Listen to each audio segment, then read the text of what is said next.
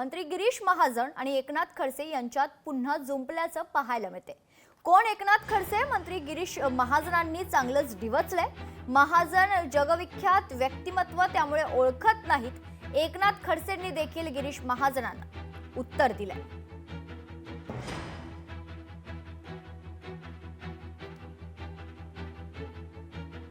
कोण एकनाथ खडसे? नाही, माझं कुठे वैमनस्य कोणासोबतच नाहीये। ते काही बोलत असतील तर काय फार मला वाटतं लक्ष देण्याची गरज नाही मला। नाही, मी कुठे काय खडाजंगी केली? त्यांनी प्रश्न चुकीचा विचारला, त्यांनी अभ्यास केला, त्यांनी मान्य केलं की म्हातारपणामुळे माझी बुद्धी थोडी कमजोर झालेली आहे, मला वेळ लागला असं त्यांनी काहीतरी म्हटलं। पण मला मी तसं म्हणणार नाही, ते ज्येष्ठ नेते आहेत, मोठे आहेत, पण त्यांना स्मृतिभंग झाला असंही त्यांनी म्हटलेलं आहे। मला वाटतं तसा काही प्रकार असेल, पण त्यांनी जो प्रश्न विचारला तो चुकीचाच होता। तसा करार कुठे झालेलाच नाही आणि त्यामुळे करारच झालेला आहे।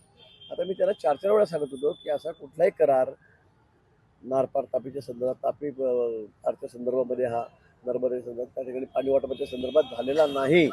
2-3 विषय एकत्रित होते त्या ठिकाणी, पण तसा कुठलाही करार आमचा गुजरातचा आमचा झालेला नव्हता।